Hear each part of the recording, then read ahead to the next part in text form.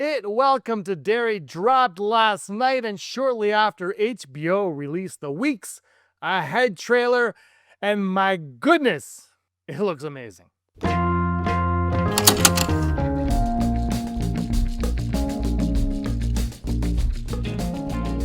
Hello everyone, and welcome to Digital Charcuterie. My name is James. Thank you so much for stopping by. If you're new to the channel and loving It Welcome to Derry, hit that subscribe button. I talk about it and discuss it with you all the time right here on the channel. Let me know your thoughts of episode 1, the pilot, in the comments down below. Did you like it? Dislike it? What did you like? Not like? Things like that.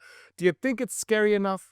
Do you think it could be scarier? I'm fine with how it is. Any scarier and I might never ever sleep again. But if you haven't checked it out, I have a review of episode 1 up on the channel. You can see my thoughts there, and I'd love to hear yours as well.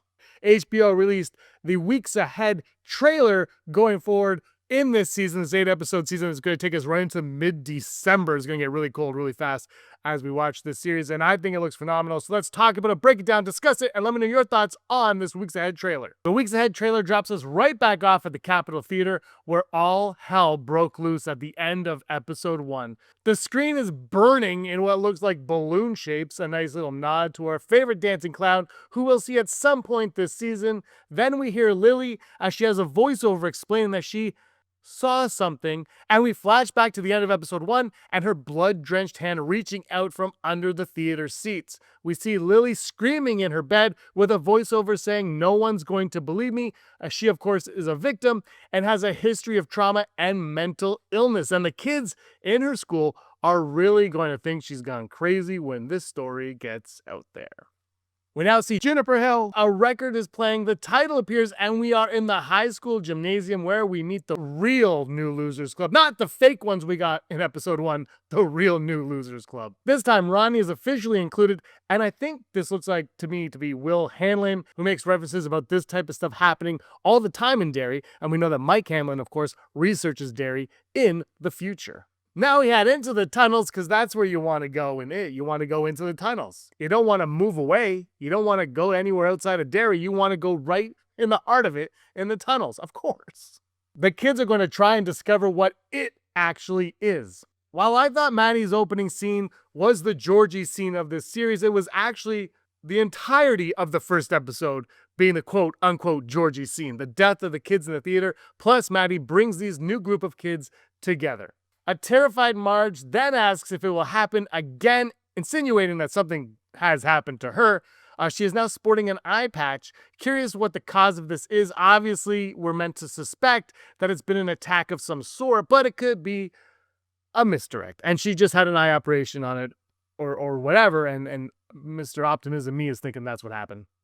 Definitely not. We know she has low self-esteem regarding her glasses for episode 1. I do think it'll be from an attack, but we'll see. And the fact that we know that it appears to each kid in a different form makes me curious how it'll appear to Marge. It's going to feed on her self-consciousness about her glasses for sure. We see Lily's creepy neighbor, a nice callback to It Chapter 1 in the library. And it has definitely awoken in that neighbor. Like, again, just move. Just move. I mean, Derry looks nice, but, just move. Just move. Here's where things start to turn. Cops checking out Hank, definitely going to try and pin the theater massacre on him. This will heighten racial tension within Derry, creating even more fear in the town. Hank comforting Ronnie by telling her everything is going to be okay, and I gotta say, he's way too optimistic. Andy Muschietti told us that they'd flesh out more of the Indigenous storylines in this series, and this week's ahead trailer promises just that. We see one character snooping around and learning that it went into his mind. They have an old artifact with the intent of keeping it in its cage, as they say, begging the question, how did it get out, or is Derry the cage itself? The artifact could be like what Mike Hanlon has in It Chapter 2.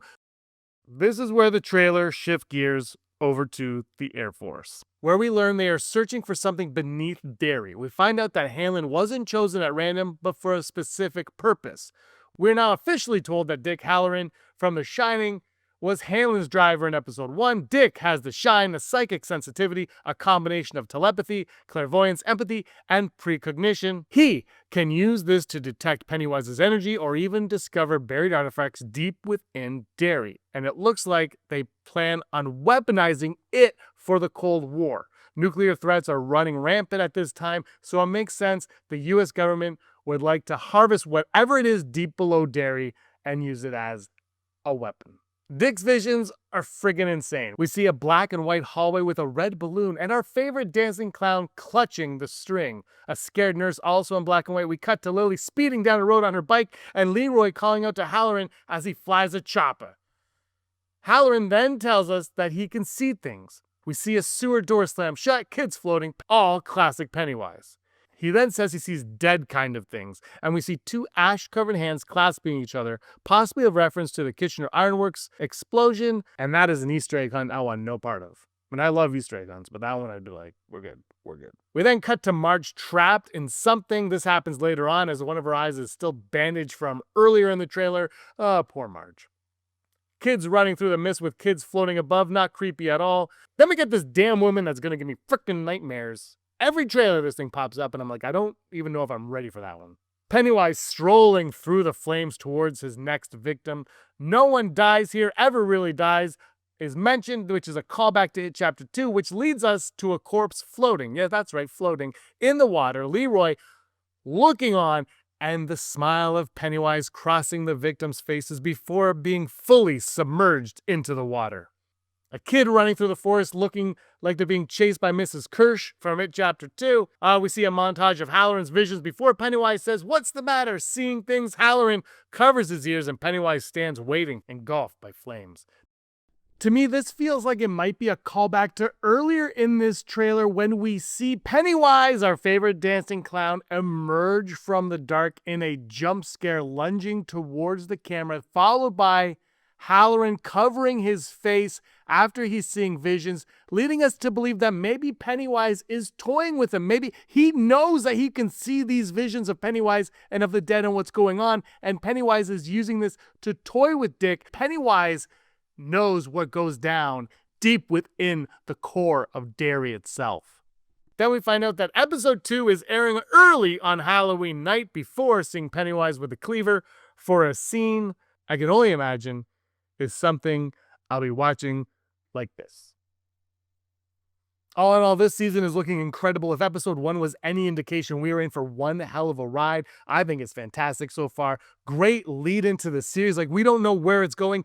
Anybody is disposable at this point. Anyone can come and go now. I mean, save for a few that we know have to survive, but for the majority, the new characters, they could all go. And now they know that the writers are not afraid to do that at all. So it's great. The stakes are high. I'm loving it. Halloween season's here. I'm excited that the second episode is dropping on Halloween. I'll have my review of it right after. As soon as I record it, I'll post it right after that one. Cannot wait to see it after trick-or-treating because I'm, going to go trick-or-treating. Sure.